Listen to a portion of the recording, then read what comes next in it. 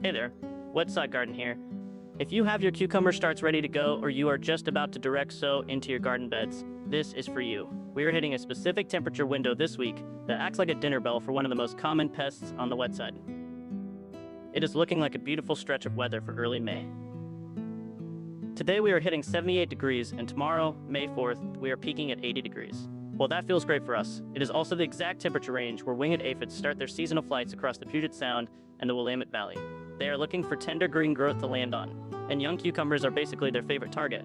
If you followed our timeline and have your cucumber transplants ready to set out, or you are planning to direct sow this weekend, there are a few things to keep in mind for our maritime climate.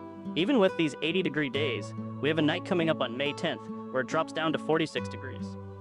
That is just a bit too cool for comfort for a crop that really wants 65 to 70-degree soil.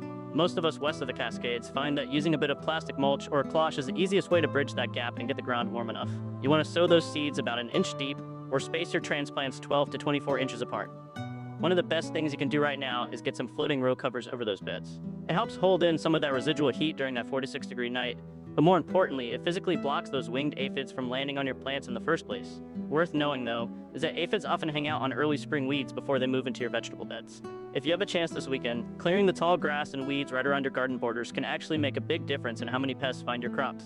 It is also a good idea to skip the high nitrogen synthetic fertilizers when you're prepping your cucumber hills. That stuff creates a flush of really soft, succulent growth that aphids find irresistible. Stick with a good compost instead. Since the forecast is showing 0 rainy days and 0 inches of precipitation for the next week, you are going to need to handle the watering yourself.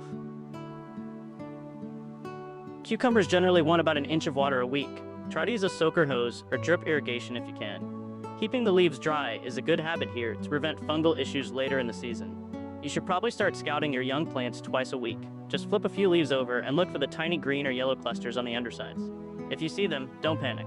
A simple, forceful jet of water from the hose is usually enough to knock them off. Just do it in the morning so the plants can dry out before the sun goes down. Before you reach for any sprays, check if there are any tiny brown swollen aphids in the mix.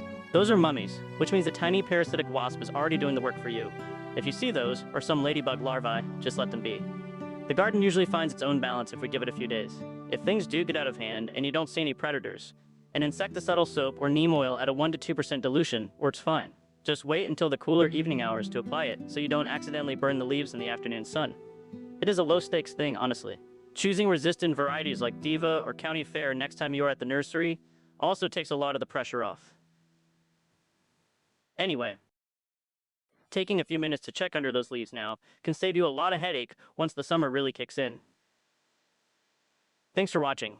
This channel is always evolving based on the questions you all have as the season moves along. In the comments, let me know if you're seeing aphid activity yet or if there's another pest you were worried about this May. The garden changes fast this time of year, so consider subscribing so you don't miss the next update. Thanks for stopping by.